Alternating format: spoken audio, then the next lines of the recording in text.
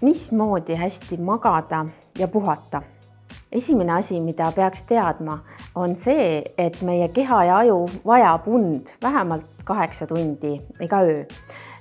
Teine oluline aspekt on see, et igale pingutusele peab järgnema puhkus ja lõdvestus. Ehk siis pingutus, lõdvestus, ärkvelolek, uni. Oluline on mõelda, mida sa päeva jooksul teed selleks, et öösel hästi magada.